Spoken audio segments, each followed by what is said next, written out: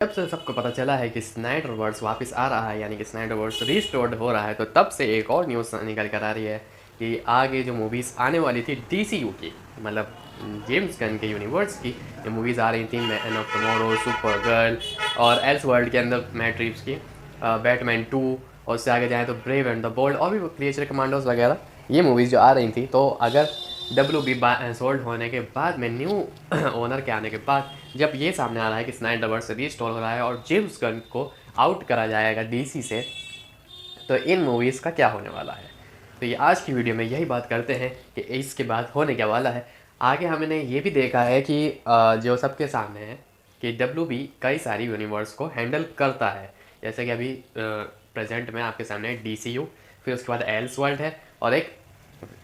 जो पेंगुइन का है वो सीरीज़ चल रही है, सॉरी उसकी भी एक यूनिवर्स चल रहा है, ठीक है। दूसरी तरफ जोकर वाली भी एक यूनिवर्स चल रहा है, यानी कि कुल मिला के जो है 4 यूनिवर्स आपके सामने हैं, समझ रहे हो। तो अभी जो WB के हैंडल कर रहे हैं वो 4 यूनिवर्स हैंडल हो रहे हैं,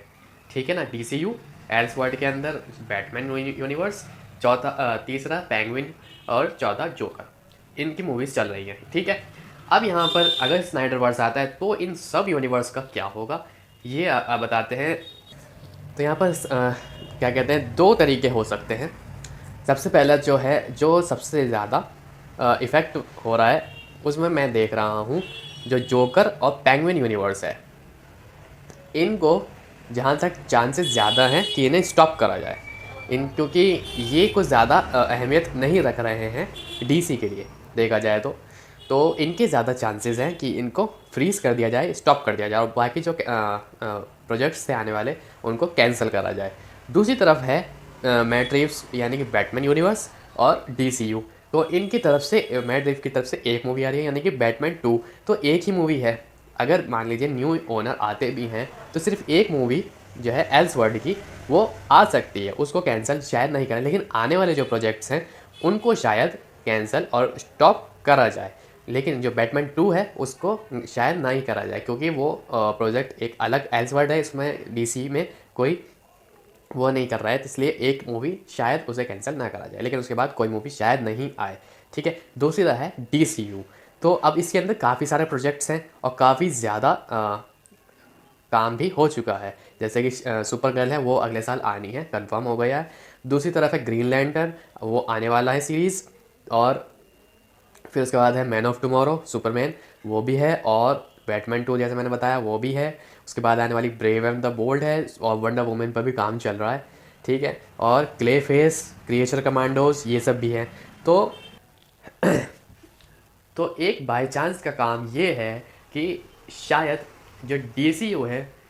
वो एक एल्स वर्ल्ड के तौर पे, शायद मेरे ख्याल से उसे किसी और नाम से जो है एल्स वर्ल्ड के तौर पे शायद रखा जा सके। इसकी चांसेस तो कम है क्योंकि DCU जो जेम्स गन है उसने कॉन्ट्रैक्ट तो अच्छा खासा कर रखा है और मूवीज़ भी बहुत ज़्यादा प्रोजेक्ट कंप्लीटेड हैं। तो इसको ये देखा जा सकता है इस तरीके से कि WB कई सारे यूनिवर्स को हैंडल कर सकता है, तो इस तरीके से ये हो सकता है कि स्नाइडरवर्स और एक DCU। लेकिन ये चांस और ये थोड़ा सा कुछ सही नहीं है, क्योंकि जो न्यू ओनर हैं वो ये चाहेंगे कि ऑडियंस को सिर्फ एक विज़न मिले और एक विज़न के लिए, मतलब एक ही विज़न के अंदर वो समझ सके कि जितनी भी मूवीज़ हैं वो एक ही स्टोरी लाइन में जा रही है। क्योंकि अब जो चल रहा है उसमें ऑडियंस कंफ्यूज है कि बैटमैन जो है वो किस तरफ जा रही है और सुपरमैन वगैरह ये किस तरफ जा रही हैं, और पेंगुइन है, जोकर है, वो किस तरफ जा रहे हैं, इसमें कन्फ्यूजन है कि कौन सी DC में कनेक्टेड है, कौन सी एल्सवर्ल्ड में कनेक्टेड है। ये इसमें बहुत सारी DC ऑडियंस कंफ्यूज है, ये सबके सामने कन्फर्म्ड है। तो इस तरीके से 2 यूनिवर्स को रखना ये थोड़े से चांसेस कम हैं इस बारे में कि स्नाइडरवर्स भी चले और DCU भी चले। ये थोड़ा सा ब्रेन जो है समझ नहीं पा रहा है कि ऐसा भी हो सकता है, क्योंकि एक तरफ होंगे हेनरी कैविल, देखो सबसे पहले कंफर्म तो है स्नाइडरवर्स वापस आ रहा है, ये कंफर्म्ड है। लेकिन दूसरी तरफ ये देखा जाएगा कि एक तरफ हेनरी कैविल, बेन एफ्लेक और गैल गैडोट, इन सब की मतलब यूनिवर्स चल रहा है, दूसरी तरफ DCU एक छोटा, मतलब आप उसे समझ तो सकते हैं कि वो इनमेच्योर ऑडियंस के लिए और इस तरफ मेच्योर ऑडियंस के लिए यूनिवर्स चलेंगे, तो ये कुछ समझ में बात नहीं आ रही है। अच्छा, मेरी थ्योरी ये है, और मैंने बहुत छोटी सी एक बात कहीं पर मैंने सुनी थी, देखी थी मोबाइल पे, कि जो मैन ऑफ टुमारो है वही विजन सेम टू सेम, वो ब्रेनियक वाला और जो स्टोरी है मैन ऑफ टुमारो की, वो ही विजन मैन ऑफ स्टील 2 का थी, लिए था जैक स्नाइडर का। Same to same vision Jack Snyder का था मैन ऑफ स्टील 2 के लिए, मैन ऑफ स्टील 2 के लिए। तो कहीं यहाँ पर एक चेंजेस तो नहीं हो सकते, क्योंकि ये चीज़ हमने 2017 और 2021 के टाइम देखा था WB में, जब आई थी जस्टिस लीग, जिसे जैक स्नाइडर डायरेक्ट कर रहे थे। फिर उसके बाद उनके जो है पर्सनल इश्यूज़ वगैरह हुए, और उसके बाद जॉस वेडन ने आके उसे कंप्लीट करा, ये सबको पता है। लेकिन दूसरी तरफ जब जैक स्नाइडर जस्टिस लीग आई 2021 के अंदर, तो उन्होंने मूवीज़ के काफ़ी ऐसे जो है देख सकते हो कंपैरिजन जो शॉर्ट्स आते हैं मूवी के, वीडियो अवेलेबल है यूट्यूब पर, तो उसमें देखने को हमें मिलेगा कि बहुत सारे शॉर्ट्स जो जस्टिस लीग में हैं वो जैक स्नाइडर जस्टिस लीग में नहीं है, या फिर बहुत ज़्यादा चेंज है। तो इस तरीके से देख सकते हो कि कहीं पर वो सीन उसमें नहीं था, लेकिन रीशूट होके न्यू सीन बन गया। तो यहाँ पर मैं कहना ये चाहता हूँ कि जो मैन ऑफ टुमारो है, मैन ऑफ टुमारो DCU की, कहीं अगर वो चेंज करना हो जैक स्नाइडर को, तो उसके अंदर स्टोरी वही रख के और हेनरी कैविल को उससे रीकास्ट करके रीशूट मार के फिल्म मैन ऑफ स्टील 2 के नाम से क्या आ सकती है, जिसमें जैक स्नाइडर अपना तड़का लगा के वो फिल्म को बना सकते हैं। क्योंकि काफ़ी सारा काम तो ऑलरेडी कर चुके है, जेम्स गन ने काफ़ी सारा काम कंप्लीट कर लिया है। तो क्या उसे रीशूट करके रीकास्ट वगैरह जो भी है, जैक स्नाइडर अपनी तरफ से जो भी तड़का लगाएं उसमें लगा के उसी डेट पर उसी टाइम क्या मैन ऑफ स्टील 2 के नाम से movie man of tomorrow change होकर रिलीज़ हो सकती है। इसके चांसेस हैं,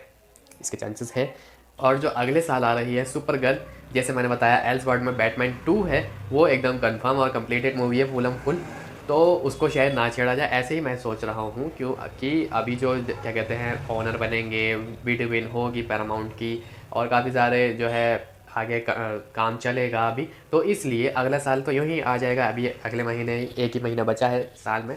तो अगले साल की तो मूवी चल जाएगी, मतलब सुपर गर्ल आ जाएगी। कोई इसमें स्टॉप वगैरह, फ्रीज वगैरह, कैंसिल वगैरह नहीं होगा, यहाँ तक चांसेस हैं। उसके बाद जो मूवीज़ आ रही हैं उस पर चेंजिंग, कैंसलेशन, कई सारी न्यूज़ेस सामने आती रहेंगी, और क्या क्या होने वाला है वो भी आपको पता चलता रहेगा आपके अपने चैनल पर मूवी माइंड AI।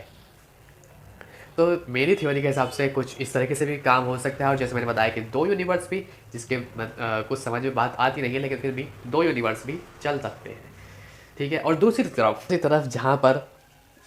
मैट रीव का बैटमैन है, उसकी जगह पर क्रिस्टोफर नॉलन का भी बैटमैन का यूनिवर्स स्टार्ट होगा। ये भी मैंने बताया है, ऊपर आई बटन में वीडियो मिल जाएगी इस बारे में भी, कि जैक स्नाइडर के साथ दूसरे डायरेक्टर क्रिस्टोफर नॉलन का भी यूनिवर्स, जो बैटमैन यूनिवर्स है, वो कंटिन्यू करेगा। जहाँ पर हमने Batman the dark night rises देखी थी, उसके एंडिंग में जो दिखाया गया था रॉबिन वगैरह, आगे की स्टोरी मतलब कंटिन्यू करने के लिए जो हमें दिखाया गया था, उससे आगे भी काम चल सकता है। क्रिस्टोफर नॉलन आगे भी काम कर सकते हैं। और जहाँ तक ये देखा गया है एक चांसेस ये भी है कि जो बैटमैन के जो सोलो मूवी बनेगी, मतलब बैन एफ्लेक के बैटमैन की, अभी पॉसिबल नहीं है कि मतलब कंफर्म कर सकते कि बैन एफ्लेक बैटमैन ही बनकर आएंगे या नहीं, इसमें थोड़ा सा कन्फ्यूज़न है। खैर यह है कि बैटमैन की जो मूवी है उसमें क्रिस्टोफर नॉलन को शायद रखा जा सके, क्योंकि जो ओनर हैं, न्यू ओनर, उनके शायद अलग अलग स्ट्रेटजीज हो सकती है, जिसमें हेड पर जैक स्नाइडर हो, और कुछ जिसमें क्रिस्टोफर नॉलन परफेक्शनिस्ट हैं बैटमैन के लिए, तो शायद बैटमैन की मूवीज़ को डायरेक्ट क्रिस्टोफर नॉलन कर सके DCEU के लिए, जो कनेक्टेड यूनिवर्स होगा। तो यहाँ पे बहुत सारी थ्योरीज हैं, बहुत सारी चांसेस हैं, बहुत सारी बातें हैं जो आपके सामने कर सकते हैं, और काफ़ी टाइम तक कर सकते हैं, काफ़ी ज़्यादा थ्योरीज आपके सामने रख सकते हैं। खैर आज की वीडियो में यहीं पर हम एंड कर लेते हैं। जितनी मैंने बताया उसके लिए आपको कौन सी ज़्यादा परफेक्ट स्टोरी लगती है वो कमेंट करके ज़रूर बता दीजिएगा, और लाइक करके हमारे लिए थोड़ा सा सपोर्ट दिखा सकते हो, और चैनल को सब्सक्राइब भी कर सकते हो। मिलते हैं किसी और इंटरेस्टिंग वीडियो में।